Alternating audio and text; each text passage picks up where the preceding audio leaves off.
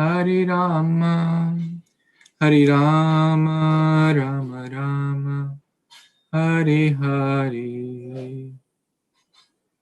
Hare Krishna, Hare Krishna, Krishna Krishna, Hare Hare, Hare Rama,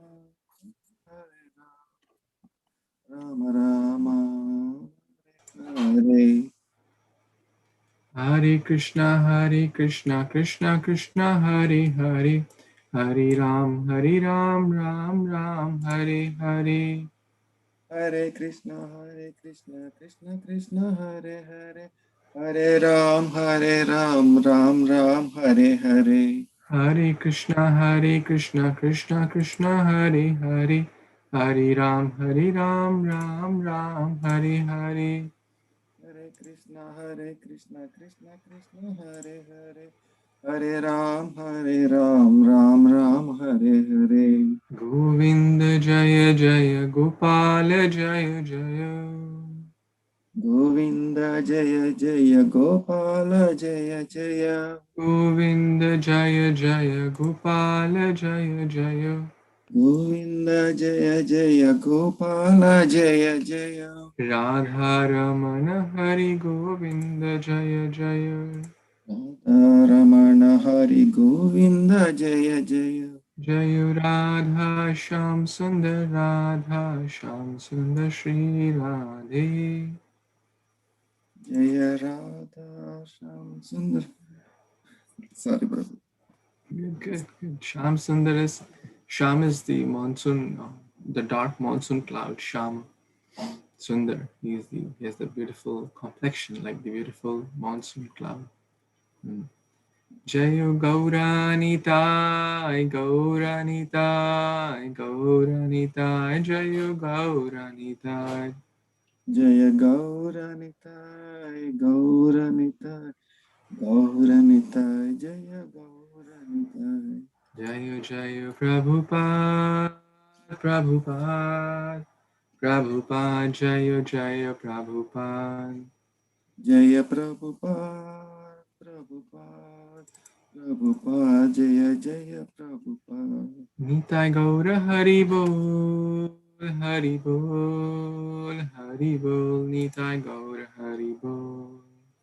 Nitai Gaura Haribol, Haribol, Haribol, Gaura Nitai Haribol. Haribol, thank you so much. You did wonderful. Next time you have to lead. Very nice. So thank you so much, all the worshipable devotees, for joining. So we have Murli Prabhu, Abhishek Prabhu, Anita and Vinita Mataji, Sampada Mataji, Preeti Vadhwa Mataji, Vijay Mataji, Kartik Prabhu, Lakshay, Vipul Prabhu, and Bhaswati Mataji. And we also have Jill. Jill, do you mind telling a little bit about yourself, like how you got to know about this and where are you joining from? If you could unmute and speak, we would love to welcome you with in this program. So, can you tell a little bit about yourself?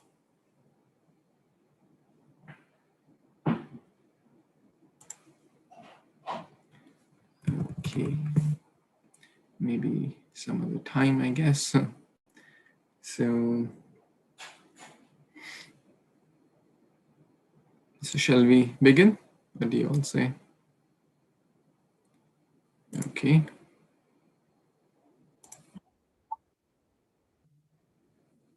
Hare Krishna, Krishna Krishna, Hare Hare, Hare Rama, Rama Rama, Hare Hare, Hare Krishna, Krishna Krishna, Hare Hare, Hare Rama, Rama Rama, Hare Hare, Gurve Gaurachandraya, Radhikaya Tadalaya, Krishnaya Krishna Bhaktaya Tadbhaktaya Namo Namaha, Namaha Pankajanaabhaya, Namaha Pankajamaline, Namaha Pankajanetraya, Namaste Pankajangri, Krishna Varnam Tusha Krishnam Sango Pangastra Parshadam, यज्ञै सङ्कीर्तनप्रायैर्जन्ति हि सुमेधसः ॐ अज्ञानतिमिरन्धस्य ज्ञानाञ्जनशलाकया चक्षुरुन्मिलितं येन तस्मै श्रीगुरवे नमः श्रीचैतन्यमनोभीष्टं स्थापितं येन भूतले स्वयं रूपा कदा मह्यं ददाति स्वपदान्तिकं वन्देऽहं श्रीगुरु श्रीयुतापदकमलं श्रीगुरून् वैष्णवांश्च श्रीरूपं साग्रजातं सहगना रघुनाथान्वितं तं सजीवं साद्वैतं सावधूतं परिजनसहितं कृष्णचैतन्यदेवं श्रीराधा कृष्णपादान् सहगना ललिता श्रीविशाखान्वितंश्च हे कृष्णा करुणा सिंधु दीनबंधु जगतपते गोपेशा गोपिका कांता राधा कांता नमोस्तुते तप्त कांचन गौरांगी राधे वृंदावनेश्वरी वृषभानुसुते देवी प्रणमामि हरिप्रिये गुरवे गौरचन्द्राय राधिकाय तदालये कृष्णाय कृष्णभक्ताय तद्भक्ताय नमो नमः नमो विष्णुपादाय कृष्णपृष्ठाय भूतले श्रीमते भक्तिवेदान्त स्वामिन् इति नामिने नमस्ते सरस्वती देवे गौरवाणी प्रचारिणे निर्विशेष शून्यवादी पाश्चात्यदेशतारिणे वंशाकल्पतरुभ्यश्च कृपा सिन्धुभ्य एव च पतितानां पावनेभ्यो वैष्णवेभ्यो नमो नमः जय श्री कृष्ण चैतन्य प्रभु नित्यानंद श्री अद्वैत गदाधर श्रीवासादि गौर भक्तवृंद हरे Krishna Krishna Krishna Hare Hare Hare Ram Ram Ram Hare Hare Hare Krishna Krishna Krishna Hare Hare Hare Ram Ram Ram Hare Hare Hare Krishna Krishna Krishna Hare Hare Hare Ram Ram Ram Hare Hare Hare Krishna, dear worshipable devotees, thank you so much for joining. We are reading Bhagavad Gita as it is. Malinemopchanam pumsam jalasnana dine dine sakrat gita amrita snanam samsara malanashanam. So last time we were discussing the first 10 verses of Bhagavad Gita, chapter 4, entitled Transcendental Knowledge, Jnana Yoga. So anyone remembers any one or two points from our discussion last week? You want to share? Anyone remembers anything from last time? From the first 10 verses?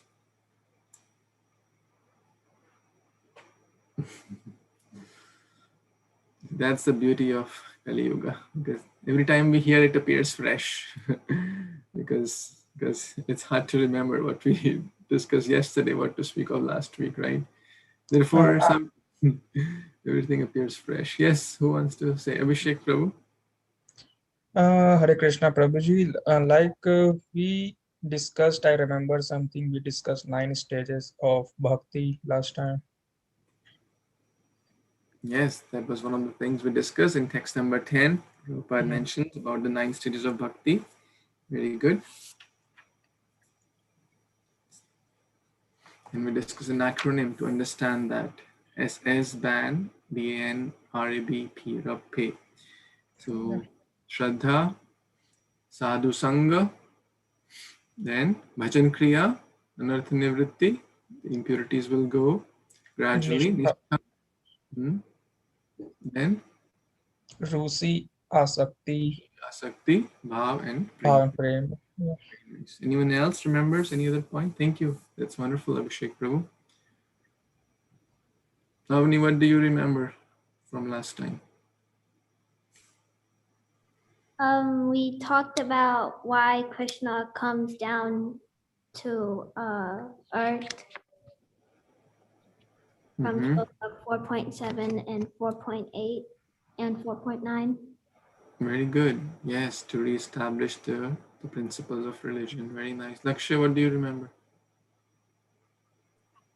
I remember that that like we talked about the 9 stage of bhakti, and that the beginning stage is having faith in Krishna, and then how we go up Mhm. Very good. Anita? Hare Krishna, we talked about the parampara system and how Krishna can remember his births and the Christian souls came out. Yes. You remember the verse from that? It's a nice verse in 4.2, right? And that's in your memory verse also, correct? Yeah. Evam paramparata. Is it? Mm-hmm. Imam Rajarshayo Viduhu Sakalena Hamata Yogo Nashta Parantapa. Right? And Krishna gave this knowledge millions of years back to whom? Yes, Vedi? Or is it the sun god? Sun God, Vivaswan. Very nice. And we discussed the lifespan also. If you remember, we discussed all those calculations, the lifespan of Brahma, the Manus, etc. So, in the first, this acronym is ears. The transcendental knowledge, which is the title of this chapter, is obtained via ears. This is the process of Shruti. Shruti means to hear. We cannot see God with our eyes. We can see God through ears. Bhakti means to see God through ears. And it's a very, very interesting actually. I was working on a project. I had to travel to another city. And this was a nice gentleman who was working in this assembly plant, in the manufacturing plant. And they're allowed to hear, they're like, assembly workers, they're allowed to hear what they want to hear of course, if it should not be inappropriate content, in the sense if they want to hear Bollywood music, they can hear Bollywood music. If they want to hear Hollywood music, they can while working, because there's more like manual work. But one gentleman was hearing about Bible, and I was just happened to be working besides him at that time for that 10-15 minutes. And I was so amazed that he was hearing about religion and some bona fide stuff in English language, so I could understand what he was hearing. And over there also, he was hearing the same point, that the process of getting understanding of God is not through eyes but through ears. So I was really amazed that all the religions, if one follows them in a true perspective, they will come to the right understanding. That is love of Godhead. So the acronym for chapter 4 to understand transcendental knowledge is ears. And the first 10 verses we discuss about E for eternal knowledge or eternal knowledge of the absolute. Okay. The Bhagavad Gita is eternal. It is not just was spoken 5,000 years back. And transparent in transmission of transcendental teachings leads to transformation of heart.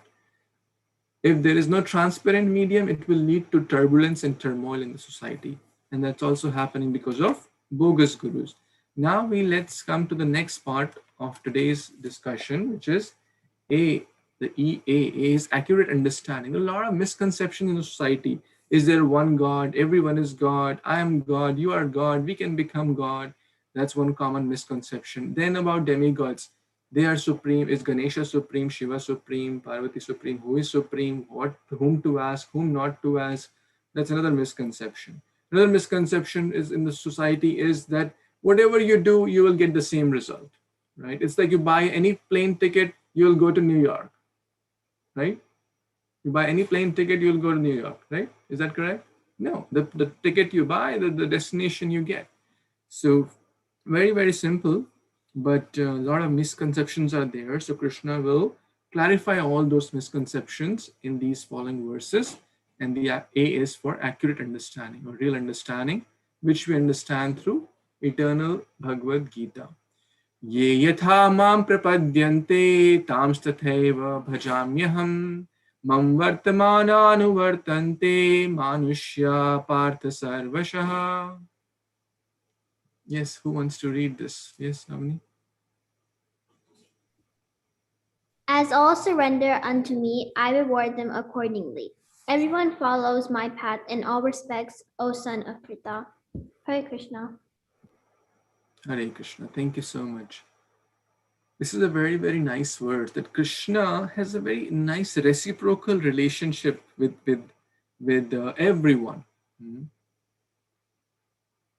That how we approach him, he will reciprocate accordingly.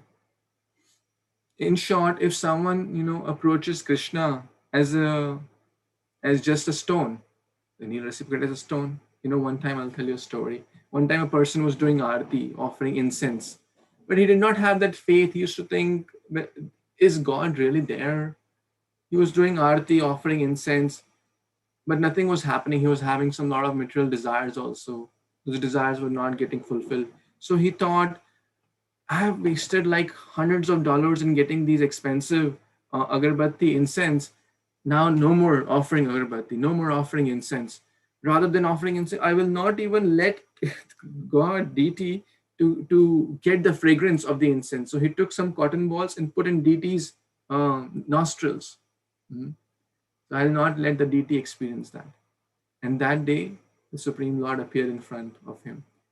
And he was amazed that why, what happened today? And so Krishna replied that today actually you thought of me as a person. Earlier you were thinking me just as some dead stone, dead metal.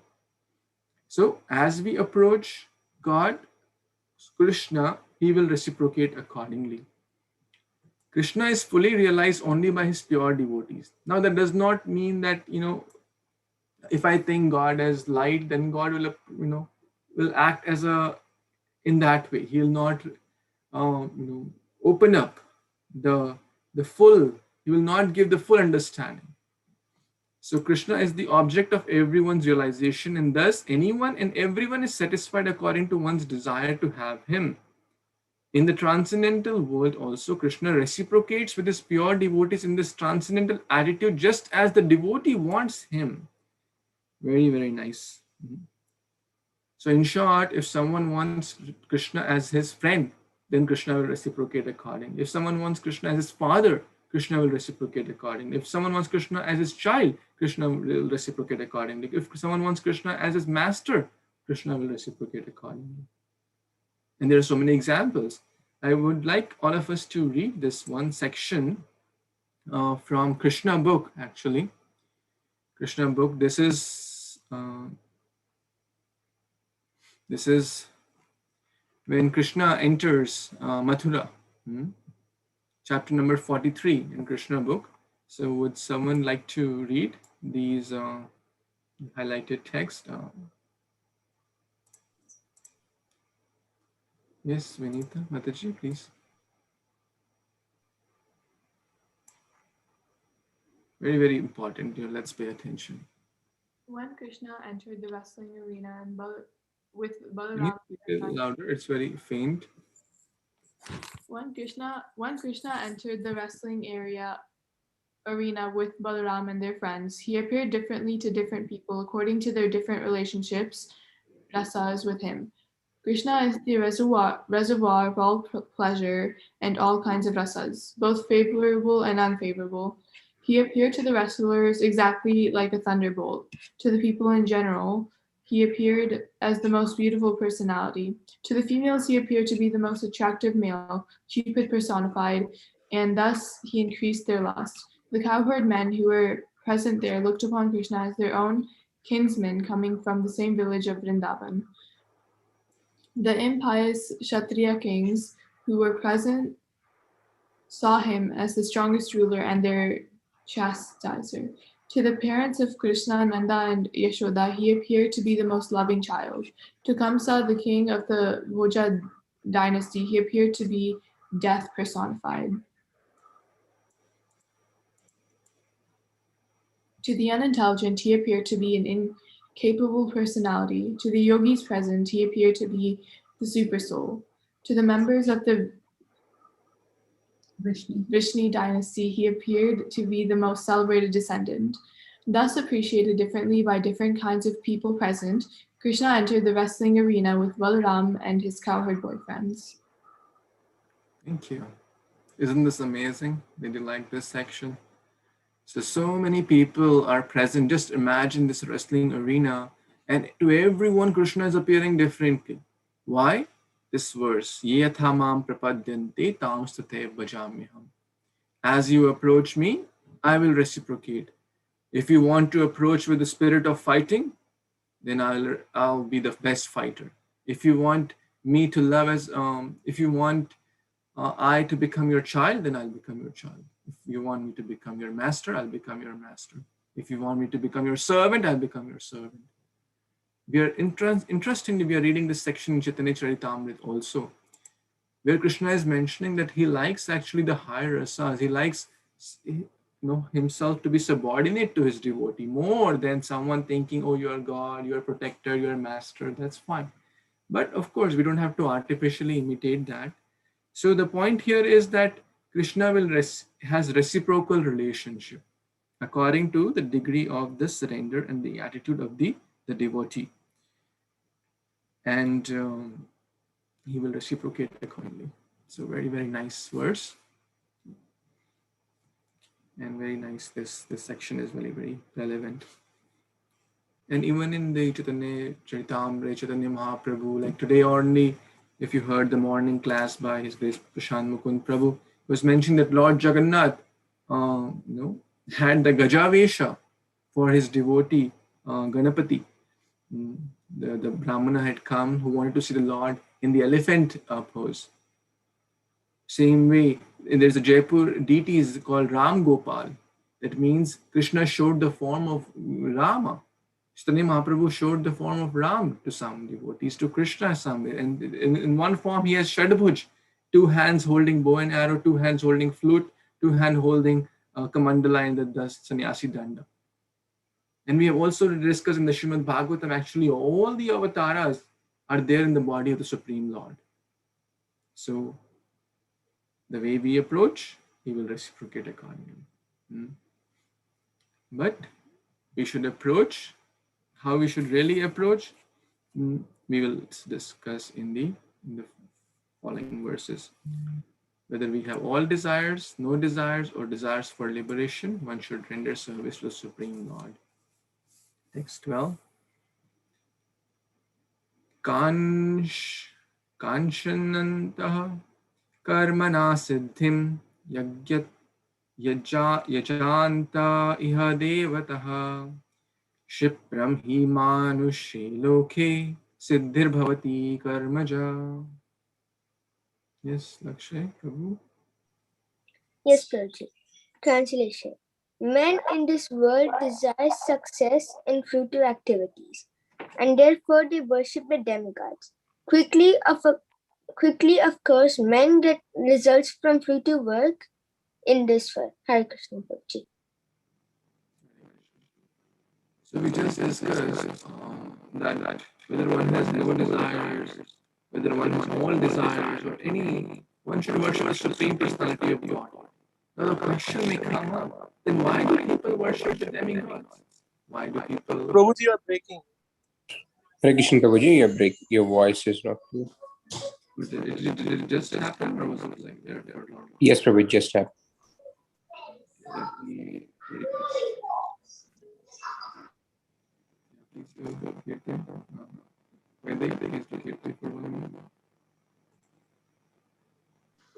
Prabhuji, probably have to disconnect and connect back.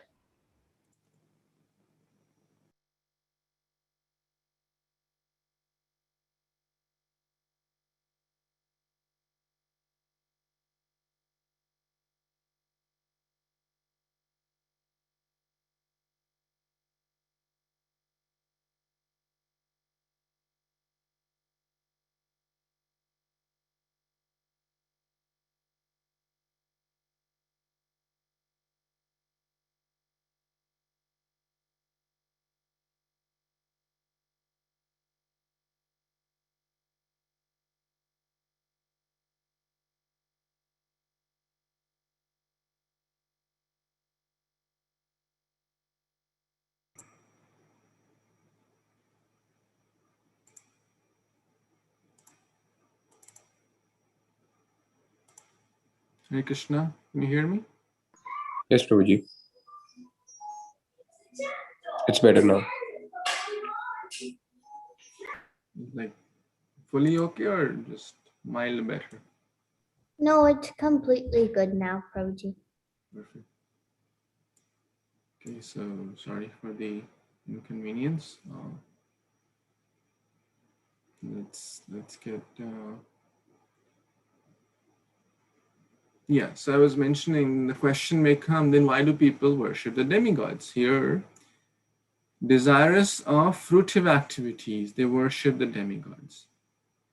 Quickly, of course, men get results from fruitive work in this world. So, because most people don't want pure bhakti.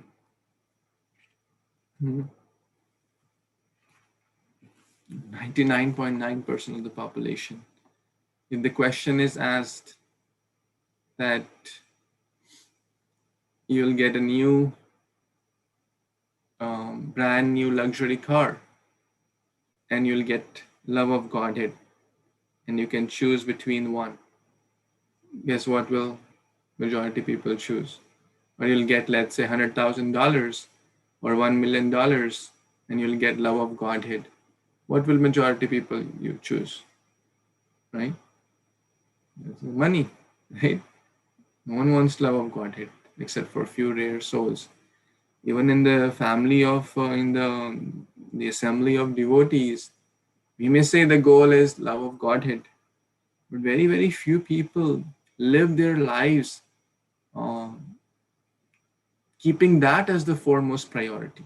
Now, that does not mean that we artificially give up things and stop taking care of the family, etc. That's not the meaning. But are we always keeping Krishna as the foremost? Or are we keeping the temporary things as the foremost? So, Prabhupada is mentioning here a point. The demigods are not different from God, but they are God's different part and parcel. So we have to understand this point that they are special representatives of the Lord, like Indra, Chandra, Surya. God is one, and the part and parcel are many. Very, very important point. 330 million demigods in them. For each, part of the, like there's this demigod in charge for this, the digestion. There's a demigod in charge for the movement of the eyebrows, Nimi, right? You say Yugaitam Nimishena Chakshusha Pravrishaitam, right? The Palaka, or there's a demigod in charge for everything, for water department, sun department, air department, finance department, etc.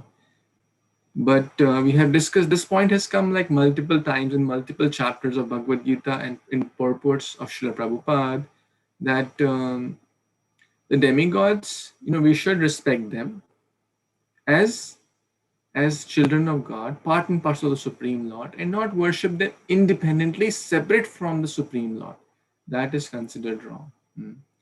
And what we should ask them is bhakti. We can ask them, Krishna, even if we are praying to some demigod, Ganesha, Shiva, etc., we should only ask for that you help us to become a more sincere servant of the Supreme Lord, Krishna or Vishnu. Because they are all very, very sincere servants. In the Bhagavatam, we see anytime they have difficulty, where do they go? They go to Brahma, they go to Vishnu to help or to seek for blessings. In the whole Samudra Manthan Leela, which we recently read, the Lord is always there to help his devotees. The demigods are devotees of the Supreme Lord. But the problem is when people consider the demigods as independent or superior to the Supreme Lord. That's an offense, actually. That is not the right understanding. So this is about the verse about demigods. And if someone says, well, if I have material desires, whom should I go? Should I ask the demigods or should I ask the Supreme Lord? If I have material desires. Anyone wants to say? What should we do? If someone wants to get a new job or new, anything, should they approach demigods or should they approach Krishna? For anything, we should call Krishna. Can you give some more details, Prabhu? So, most important thing to remember the Krishna, especially at my level. So when I'm most of the time I don't remember Krishna. So remembering Krishna any way will be helpful for me. And the second thing is that if I want something, Krishna knows what is the best to give me, how much I can carry, how much I can tolerate. So ultimately that will be helpful for me because I don't see my future, but Krishna knows my future. Very nice point. Thank you. So demigods gave what we want. Krishna gives what we need. Very, very important. A child may ask for, if a child is sick, a child may ask for a cold drink or a chocolate, but the parent who are compared to the God here, the child is compared to the Jiva, and the parent may not give that because the child is not ready, even though the child is asking. And when the child is ready to receive it, the parents will give it. So the same classic example is the story of Dhruva. Dhruva didn't want pure bhakti. He was not looking for pure bhakti. He was looking for a kingdom greater than his great-grandfather. It comes in Canto 4 of Srimad Bhagavatam. This story comes. He was upset with his stepmother. He wanted to get a kingdom very badly, very, very badly. Very intense desire to get kingdom. Very sarvakama. Very, very passionate about getting it. And then he met Narad Muni. Narad Muni said, why are you so angry about this situation? Come, I'll tell your father Uttanpad and he'll take care of it. He said, no, if you want to help me, otherwise, get out of my way. Pretty much, let me go to what I'm pursuing for. So Narad Muni tested his determination. 5-year-old boy, such intense determination, and then he chanted Om Namo Bhagavate Vasudevaya mantra, did fasting and all for the pleasure of the Supreme Lord. And then when Krishna not only gave him the kingdom, but purified the consciousness so that he can rule in the proper way. That's very important. So the Supreme Lord gives that. So in short, one should always serve the Supreme Lord in all aspects. Now we'll move to text number 13, which is also very, very important words. Chaturvarnyam maya srishtam guna karma vibhagashah tasya kartaram apimam vidhi akartaram avyayam. Yes, let's read this one. Yes, Vidhi. According to the three modes of material nature and the work associated with them, the four divisions of human society are created by me. And although I am the creator of this system, you should know that I am yet the non-doer being unchangeable. Hare Krishna. Hare Krishna. Thank you so much. So there are varnas and ashrama. Chatur varna maya srishtam. So the four, chatur means four, varna means the divisions. Often people, misunderstand this, that why are you talking about division? Why dividing? So, everyone is equal. This is not the meaning of this word. In a company, everyone is equal in the way, but they all have different job responsibilities, correct? It's not that the general manager and the janitor are doing the same work. Yes, everyone should be dealt with respect, with as a part and parcel of the Supreme Lord. That's what the scriptures are telling. But it's not that all the people are doing the same work, right? In a hospital, doctor has a certain role, nurse has a certain role, pharmacist has a certain role, a person cleaning the floor has a certain role. It's not that one is by the constitutional position one is better than the other, but they all have a certain role. So this is what is in the scriptures also, like Brahmana, Kshatriya, Vaishya, and Shudra. These systems are created, these divisions were created by the Supreme Lord himself. So, but they are for the proper functioning of the society. And now the question may come, is it by birth? Is it that the child of a Brahmana will always be a Brahmana? How many of you say yes? You can do a thumbs up if you say yes. The child of Brahmana will always be a Brahmana. No, that's all of you are very intelligent. And any example? Can anyone give? The child of Brahmana was not a Brahmana? Yes, Sampada Mataji. I think Ravana was a child of Brahmana, but he was acting very like demon. So Okay, very good. Parshuram was son of Jamadagni and he was a Kshatriya.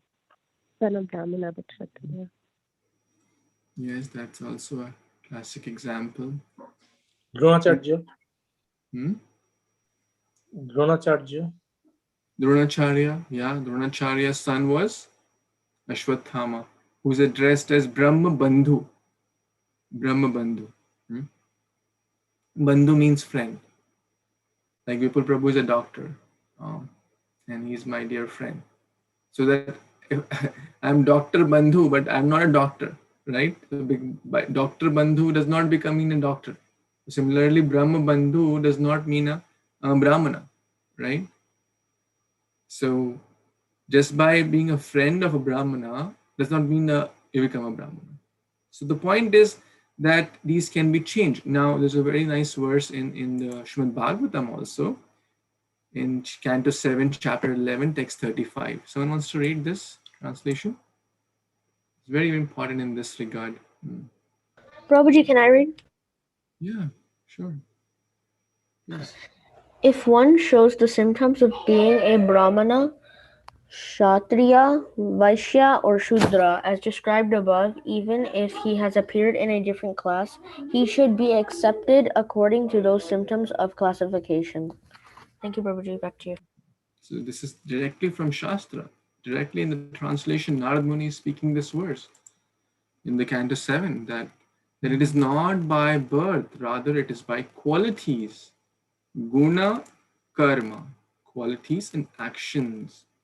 If one is, by wearing a thread, which is 25 paisa or 25 cents, whatever amount, $1, let's say, by that, one does not become a Brahmana, right? Similarly, by having a gun in one's pocket, one does not become Kshatriya, right?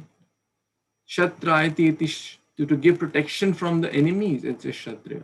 Nowadays, people may say, well, I have the Kshatriya spirit and I go in the forest and I hunt deers. No, the real Kshatriyas were they could, like even rip apart with their own hands the tiger with their hands.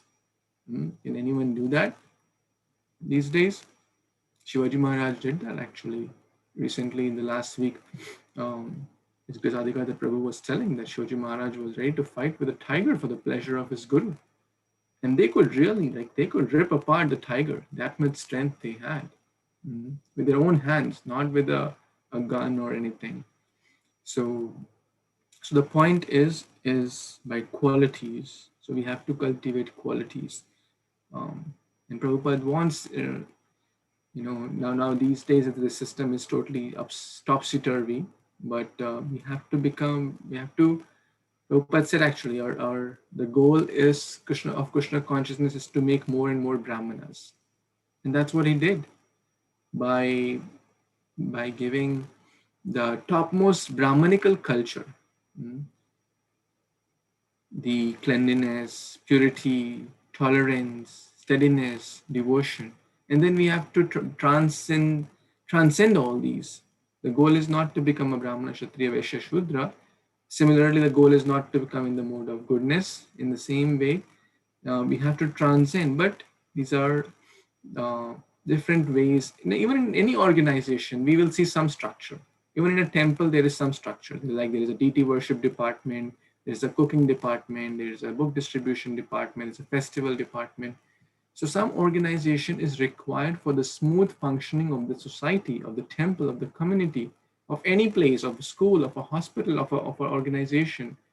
So this division is not to say one is better or one is less worthy of something, but rather to have a smooth functioning of the people or a group of people, which is done by the Supreme Lord himself.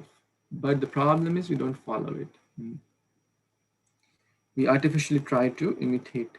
Prabhupada is mentioning a person in Krishna consciousness, however, is above even the Brahmanas. Very, very important point. is even above the Brahmanas. And the last, here it's mentioned. In the last, we will read this section of the purport as well, the last few lines. Someone wants to read this? Yes, Murli Prabhu, you want to read? Yes, Prabhuji.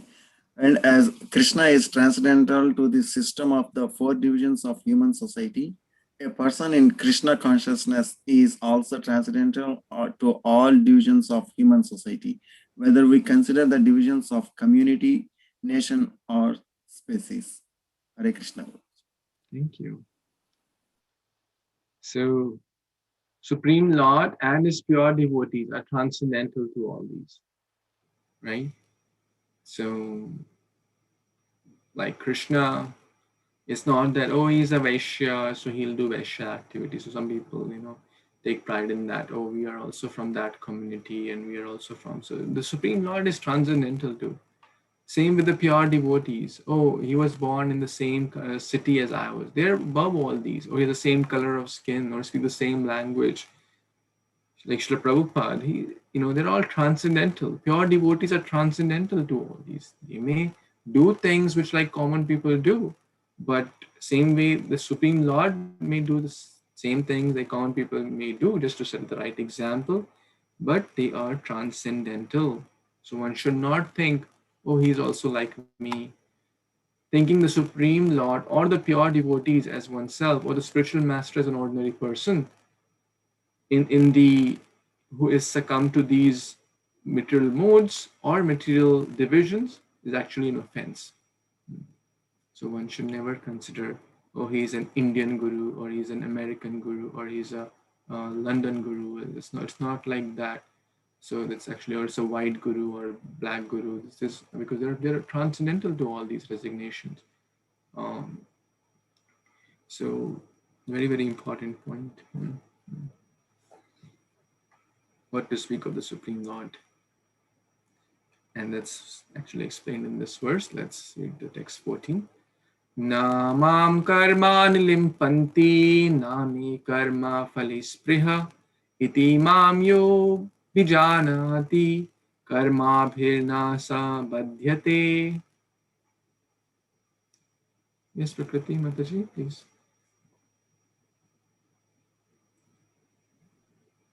Hey Krishna, there is no work that affects me, nor do I aspire for the fruits of action. One who understands the truth about me also does not become entangled in the fruitive reactions of work. Back to you, Hare Krishna. Thank you so much. I think we discussed this point in the last week also, the difference between Jiva and the Supreme Lord. The Jiva, we don't choose where I want to be born, which country I want to be born, which set of parents I want to be born. We are under the grip of the modes of nature and the external energy. But Krishna, Mammaya, he chooses. He is not entangled amongst the fruit of his action reaction, right? He is transcendental to all these. So he's above all these. He's rather the creator of all these things, and the creator is always superior to the creation, right? The creator is always superior to the creation. So one who understands this does not become entangled as well. Very nice. Iti mam yo bijananti. One who understands the science that the same way, text 4.9, Janma karma cha me divyam. Quite similar. Janma karma cha me divyam. Here we are talking about the karma of the Supreme Lord. That no work affects me, the Supreme Lord is saying. It is all transcendental.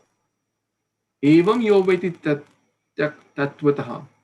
One who understands the tattva, the science of action and the birth and the action of the Supreme Lord, it is transcendental. He may act like a cowherd boy. He may act like an ordinary child. He may act like an ordinary crying baby, asking for help, asking for milk, asking for butter.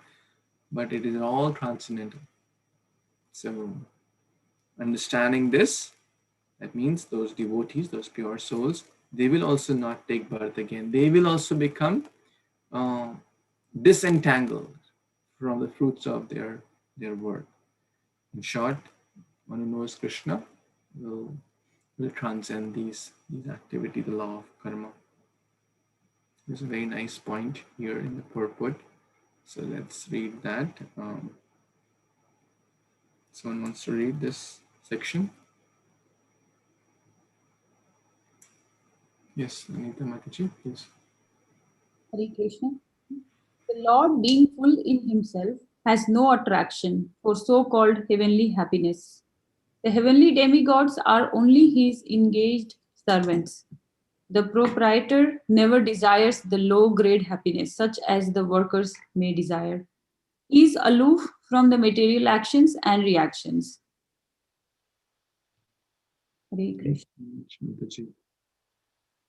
So like imagine the company, like in a big company or there's a classic example. One time a very wealthy person was giving like langar, langar, like free distribution of prasadam. So naturally there was a long queue in India, a lot of people they don't have the facility of getting the daily food easily, and therefore ISKCON is distributing millions of prasadam plates practically every day throughout the country and even the subcontinent, not only in India but also Nepal, Sri Lanka, Bangladesh, etc. So I think devotees have already done a lot of arrangements to help. But if you would like to do, and if you would continue to want to do to support those initiatives, you are highly encouraged and it is recommended. But the point is, yeah, this big person was doing a langar, and hundreds and hundreds of people had assembled in a queue because to proper organize, there was a big line. Now this person came and wanted to see how the things are going on. And when you're in a queue waiting for 30-40 minutes, you don't want you want the queue to move fast, and you don't want anyone to come in front of you, right? Has anyone experienced that anytime in any queue?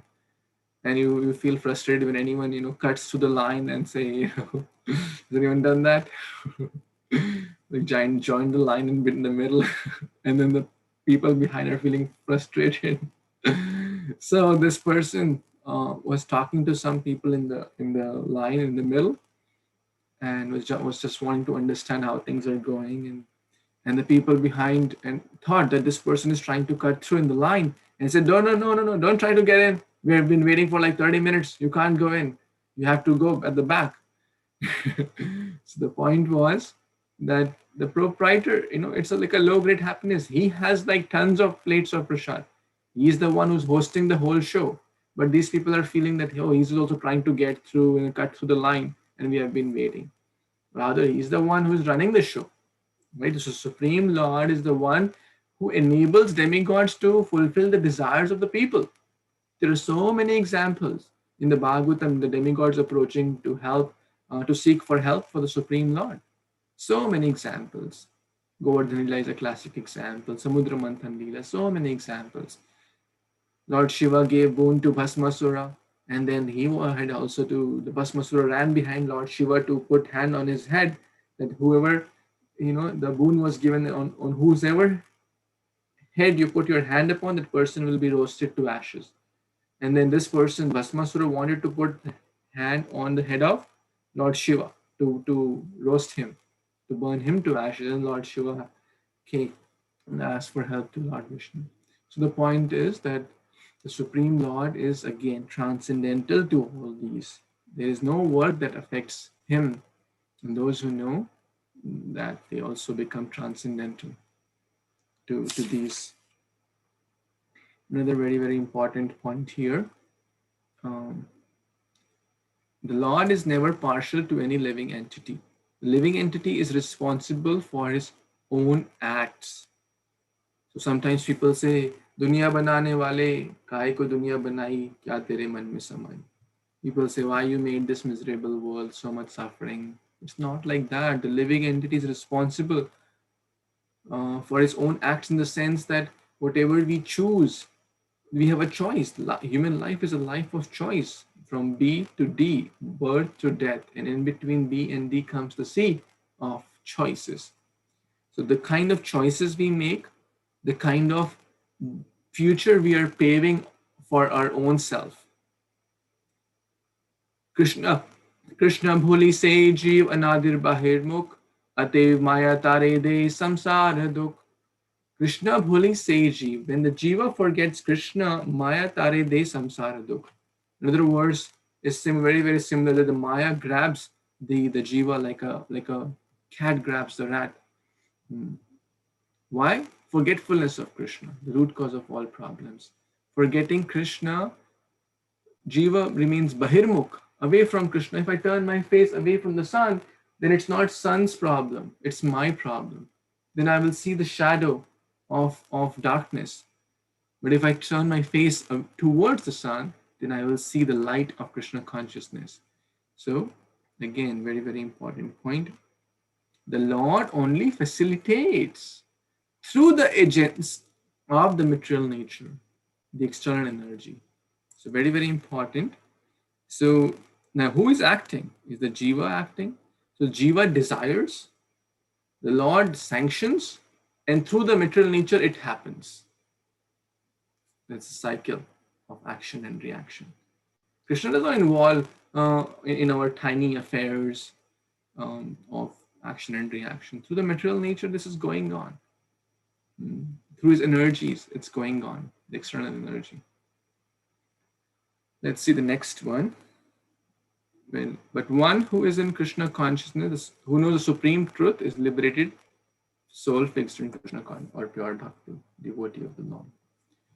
Evam gyatva kritam karma purvai mumukshubhi kuru karmaiva tasmatvam purvai purvataram kritam. Someone wants to read this translation? Yes, Prabhu. Hare Krishna. All the liberated souls in ancient times acted with this understanding of my transcendental nature.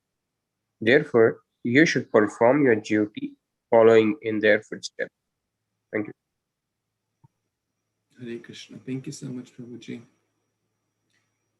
So the formula how to become liberated. We have to follow the path of great souls. Very, very nice point here. That if we follow the path, all the liberated souls in the past or the ancient times, with this understanding, what understanding? That Krishna is above all these things and pure devotees are also above all these things, then we will become also transcendental. So in short, akarma, which we will study now. So basically Krishna wants Arjuna to fight. In proper knowledge of Krishna's position. And when one does that, one will become a non-doer, or one will become detached from the fruits, and one will become disentangled from the reactions. So this is the essence here. Some of them are full of polluted material things in their heart, and some of them are materially free. Krishna consciousness is equally beneficial for both persons. In short, bhakti is for everyone. Let's see this one here. Foolish persons or neophytes in Krishna consciousness often want to retire from activities without having knowledge of Krishna consciousness. Arjuna's desire to retire from activities on the battlefield was not approved. So a neophyte may, just say after coming maybe 1 or 2 years or spending some time hearing some philosophy, will say, well, I just chodo ghar bar chalo Haridwar, or just leave everything, go to Haridwar, go to Rishikesh, Vrindavan. But this is not the goal. We have discussed that point multiple times. Renunciation in action, not of action. So one needs to know how to act. And how do we know? By following the previous examples, by following the Guru Parampara system. So here he's referring to sun god, Vivaswan. So Krishna is recommending that you follow how sun god did. Sun god is also doing his responsibility dutifully. If sun god says, well, I just want to retire, what will happen to all of us, right? We need the sun, right? For so many, we discuss how much we are dependent on the sun, who is a devotee of the Supreme Lord. So Prabhupada mentions all such students of Lord Krishna, it means all of us, right, are mentioned here as past liberated souls engaged in the discharge. Actually, this is referring to the previous acharyas or the previous students who received this science of Krishna consciousness, are engaged in proper discharge of their duties allotted by Krishna. Very nice point. That means they're not acting whimsically. They're not saying, "Oh, I will do what I want to do. Oh, I will give sun rays when I want to do, or I will get up late, or sun doesn't get up late. It's always on time." So let's see this 16th verse now, which tells action and inaction and inaction in action. And this basically, from this point, from text number 16, we come to the next acronym, that is the R, the next letter of the acronym, EAR. R is for renunciation. Renunciation not of the action, but in action. That means we will learn about akarma, which we have already discussed in chapter 2 and 3. But since it's an important, very, very important concept and very, very, area where we can get confused or have misconceptions, when a teacher like Supreme Lord is repeating it multiple times, what does it mean? That means it's very, very important for us to understand that. So let's study this.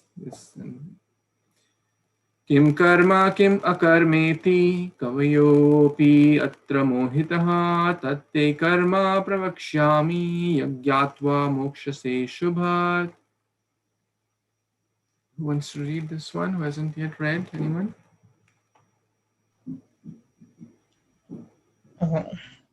Me, Prabhuji. Yeah, please.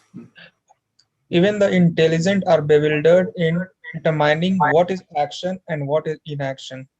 Now I shall explain to you what action is, knowing which you shall be liberated from all misfortune. Hare Krishna. So many people are confused, bewildered. Even intelligent people are bewildered. Therefore, Krishna is repeating this point again and again. What is action? What is inaction? Action in Krishna consciousness has to be executed in accord with the examples of previous bona fide devotees. Very, very important point. Not whimsically.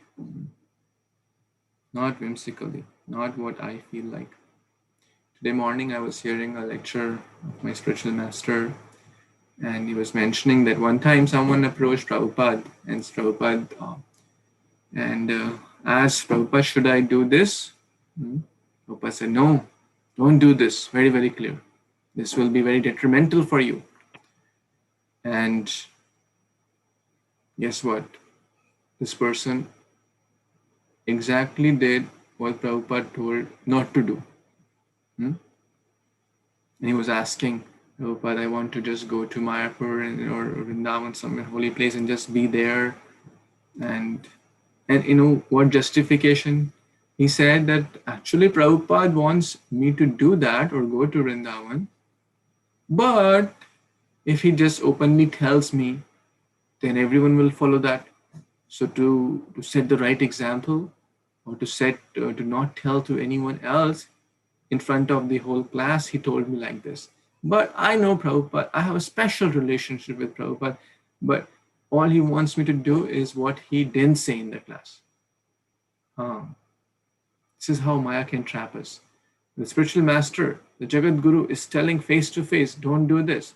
But this person had his own idea, his own concoction, and interpreting the word of the spiritual master. And guess what? He did totally what was not told. In a couple of months, he was totally, out of track. But the point is, in accordance with the previous acharyas, accordance with the words of the Guru Sadhu Shastra, not whimsically. Bhakti means to not act whimsically. In the previous chapters, we have act military discipline, right? In the military, they cannot say, well, I will make my own rules, or I will do things my way, right? So one has to follow the previous authorities in the life of disciplic succession. We are called Rupa Anugas, Prabhupada Anugas. Following Anuga means Anugaman, means to follow. Anugaman, we have to follow the footsteps of the previous acharyas. Das, das, das, anudas. So that will lead to the success. So this is the point here. Anyone who follows the footsteps of Arjuna is certainly not vivid. Anyone who follows the footsteps of pure devotees, Arjuna is one of them, Srila Prabhupada, and many others, will not be in the proper line of disciplic succession. So we have that privilege, and that's what we are trying to do, right? To follow the instructions given by Srila Prabhupada and his pure devotees in the line of Rupa, Raghunatha, the Shad Goswami, the Brahma Madhav Gaudiya Sampradaya, which is there. So we are so fortunate actually. We have access to that great line of Guru Shishya Parampara. All we have to do is to do our part. If we do our part, it's not a question of if, it's a question of how sincerely we take it, and then the perfection will be there. So it's mentioned so clearly here. We will not be bewildered and we'll get to the topmost destination.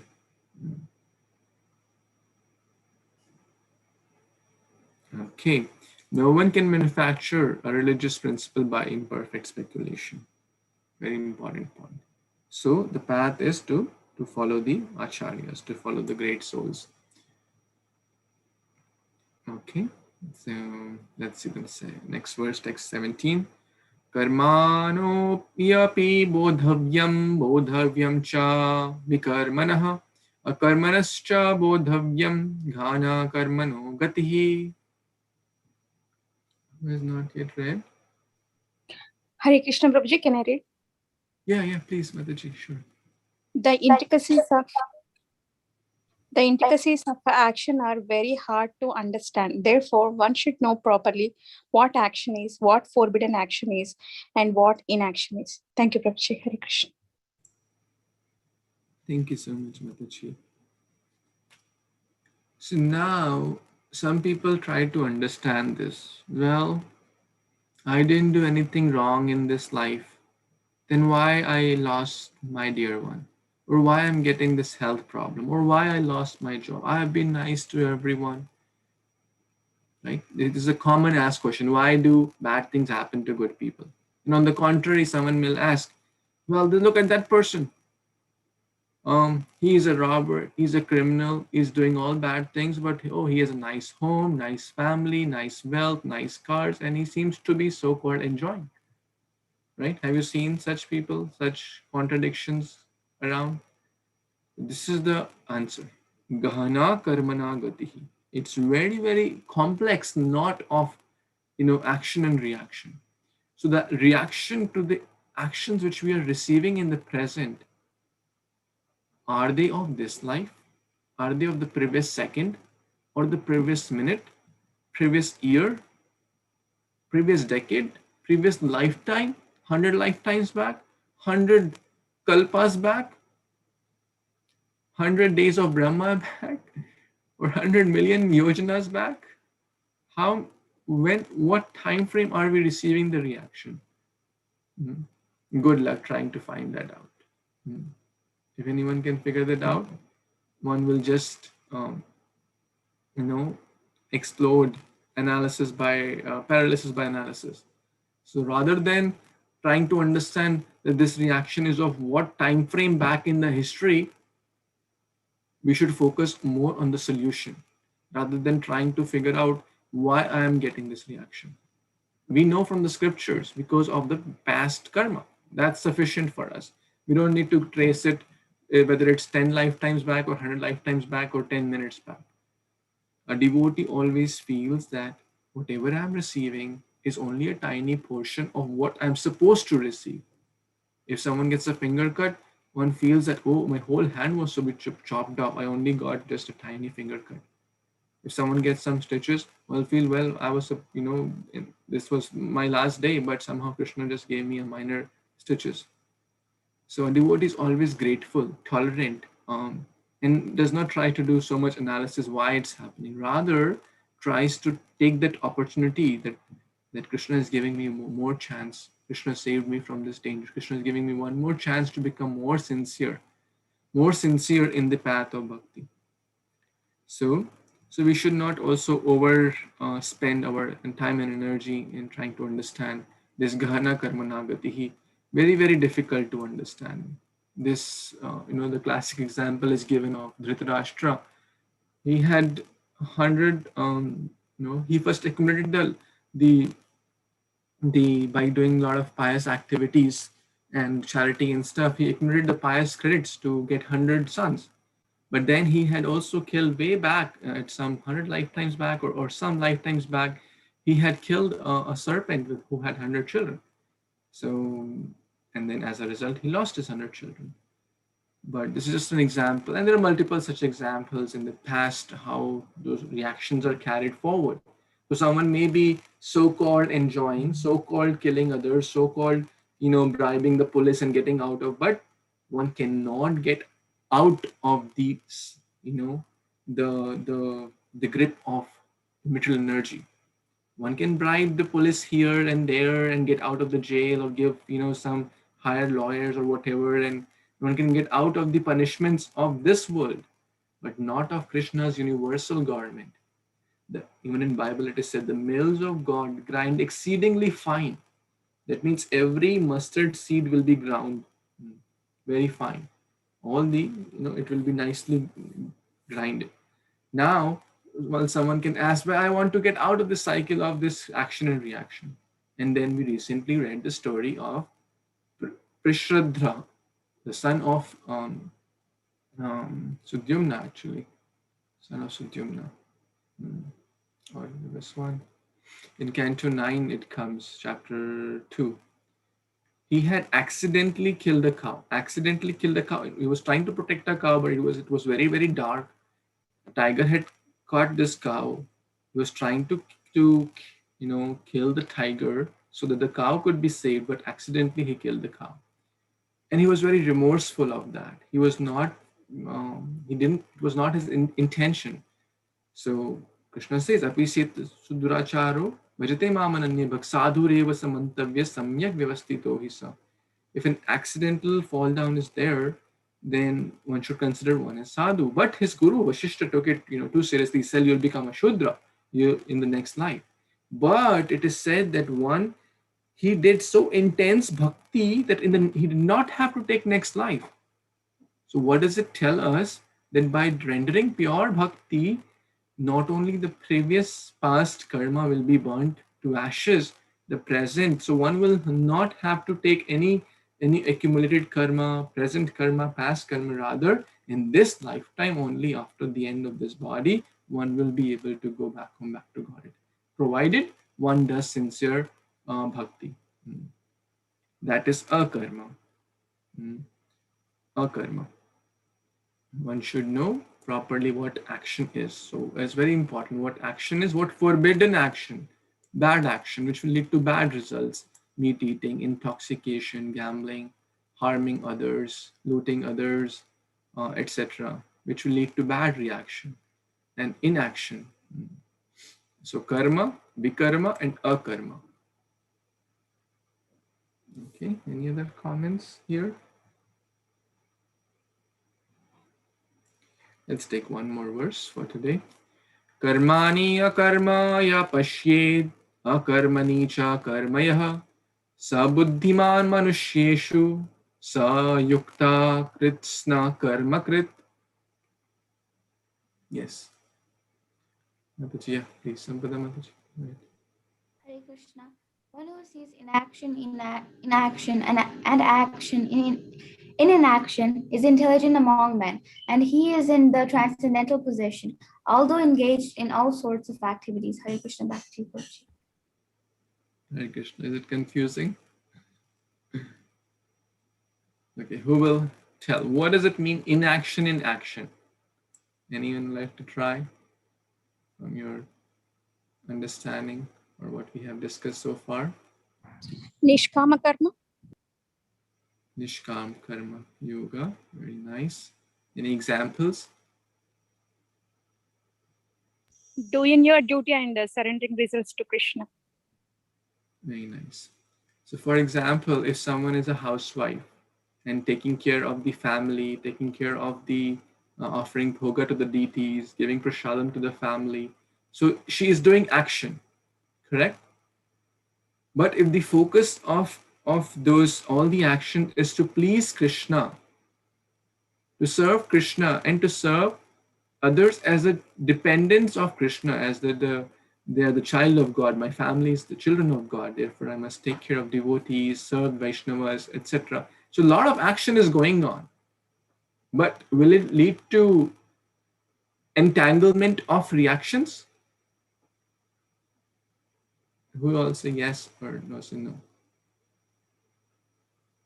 Yes or no? No, right? It won't lead to entanglement. Rather, it will lead to transcendental stage of pure bhakti eventually. So action is going on, but there is no entanglement. So therefore, it's called inaction in action. Is it okay? Or it's still confusing? So inaction in action. That means devotional service in short. So devotional service does not mean. So basically, we can say this is the internal mood. The external is this. Action is external, but detachment from matter and attachment to Krishna internally leads to inaction of all the actions one may do. Okay, so any act of devotional service. Now, what does action and inaction mean? Anyone?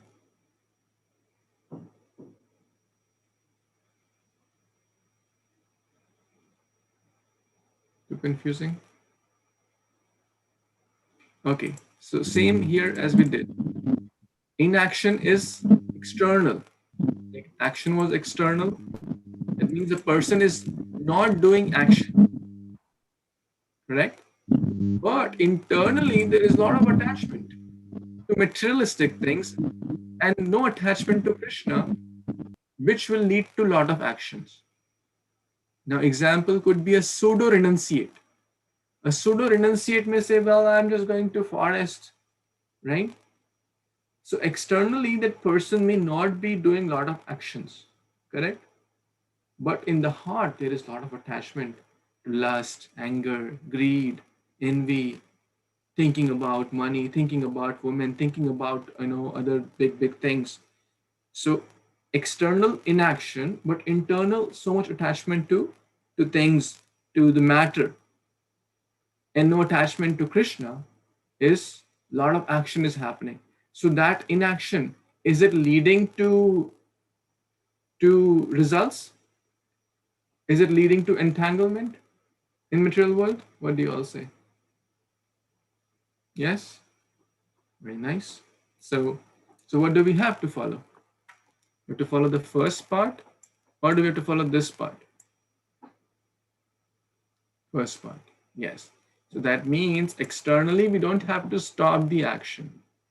Rather, we have to figure out the formula to make it in action internally. And that is through attachment to Krishna, or making it an act of devotion. And that's why you are all so intelligent, men and women. Those who understand this science, that bhakti is not about becoming pseudo-renunciate. Bhakti is not about becoming a pseudo means false, or stopping activities and just, bhakti means lot of, like Hanuman. Hanuman was doing action. Hanuman was doing lot of action, but inaction in action, always attached to Lord Ram. Always attached to the thinking about his beloved Lord Ram and Mata Sita for their service. Not thinking I am the doer, not thinking I am the enjoyer of these actions. It's all for Krishna's pleasure. And that person is in transcendental position. That person, although engaged in all sorts of activities, like Srila Prabhupada. Some people say, don't go to, cross the ocean and this and that. Don't do these actions. Don't sit in the car. Don't count money. Prabhupada did all those things. Thousands of disciples, thousands, hundreds of temples, thousands, lot of action he did. But always transcendental, although engaged in all these actions. This is Bhakti Yoga actually. This is what Bhagavad Gita is teaching us. Not to just stop doing activities, but rather to stop the cycle of action and reaction. To do inaction, inaction. When no material attachment is there to the activity, then that's inaction and action. Because there is spiritual attachment. There's no material attachment, spiritual attachment for the pleasure of Krishna, for the pleasure of Guru. So one will not be entangled in the modes of material nature. One will not be taking janma karma cha me divyam evam yovati tattva tyaktva deham punarjanma neti mameti swarjana. One becomes transcendental. So one is not accumulating more reactions to the cycle of birth and death. And Prabhupada makes one mind, the sense of eternal servitorship to Krishna makes one immune, so beautiful line, to all sorts of reactionary elements of work. We can meditate upon this. Would someone like to read it again? Yes, Vedi. The sense of eternal servitorship to Krishna makes one immune to all sorts of reactionary elements of work. Hare Krishna. Nowadays, we love talking a lot about immunization, right? So this is the process to immunize from all sorts of reactionary elements. And what is that? I am Jivara Sarup Hoy Krishna Nitya Das.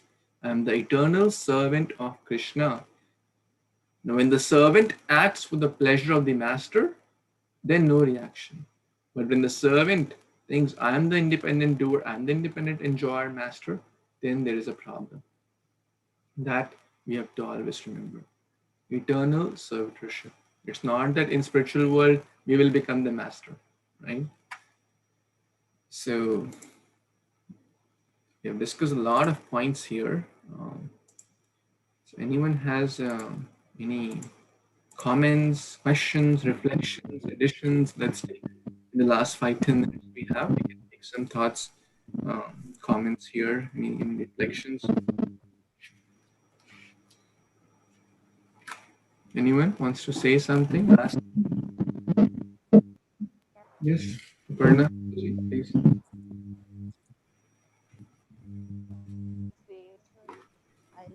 Yeah, I can't really hear you. I think the voice is breaking. If you could type in. Are you able to hear now? Oh yeah, that's better. Being aligned to Krishna consciousness in this turmoil time, I do feel that in this material world, that one is immunized or vaccinated to get liberation from this material world. Thank you. That is for sharing your reflections. And that's so true, actually. That's so true because we don't know what's coming next. Yesterday, my brother told that his friend, close friend, was, passed away, hit and run by a car, right? It's so sad to hear those things, but this is the truth of the world. So true that we have to always act in this action, in action, or Krishna consciousness. Thank you. Anyone else has any other reflections, comments, questions?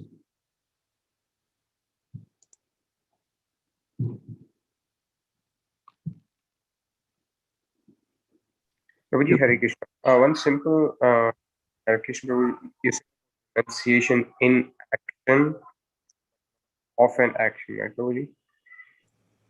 Would you say that again? I missed it. Can you please repeat?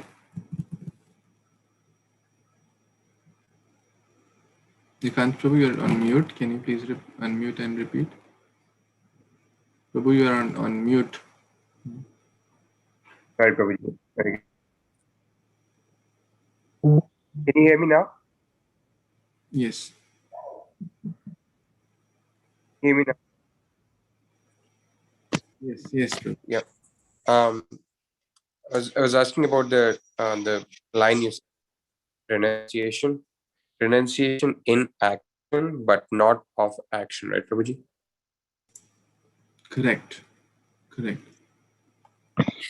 That means you should Thank you, not stop doing the activities, rather stop the cycle of reactions of those actions. That means when we have the spirit of eternal servitorship, then there will be no more reactions of those actions. Rather, there will be only transcendental reaction, which is back home, back to God. And that's what we're all aspiring for. Okay, thank you, Prabhuji. That's the only thing I have. Anyone else wants to say anything else or any other reflections? Everyone should at least say one thing which you liked. Otherwise, it'll be very hard to even remember, right? So we should think, okay, what's the one thing which really struck me? Let's hear from few devotees. Please tell. Sampada Mataji, what struck you? Everyone should tell quick. You can also type in if it's like a one-liner or something. You can type in, or you can, few devotees can speak. Yes. Tell. We have to act like a servant of Krishna. Like we have to follow the footsteps of the great Mahajans or the great Vaishnavas. That struck me. Wonderful. That's so nice. We have to follow the great Mahajans. In text number 15, right? We discussed that we have to follow their footsteps. Purva kritam. Purvai purvataram kritam. We don't have to concoct new things. Very nice. Mishuk, Prabhu, you want to say what inspired you or what struck you, what you learned?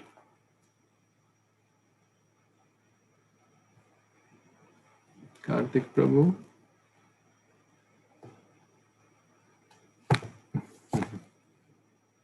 Okay, anyone wants to say?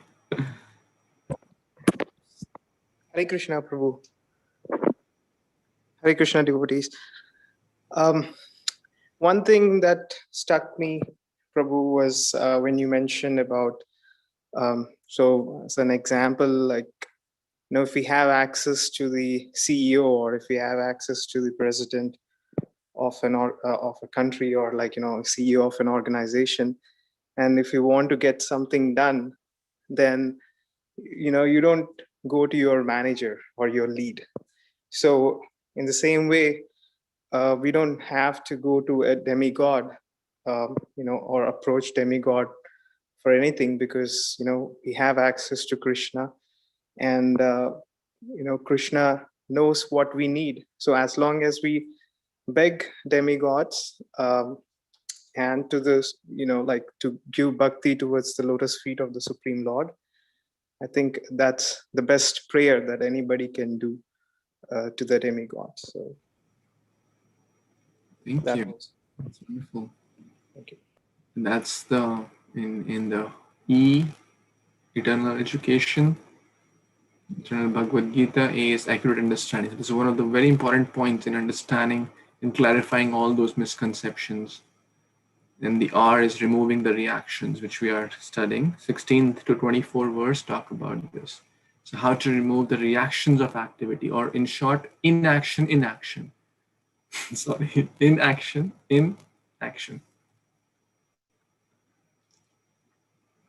Very nice, Karthik Prabhu. Thank you. Okay, so it's almost 7 p.m. Eastern, so we will pause here. Again, my deepest gratitude to all of you for giving this chance to study Bhagavad Gita together.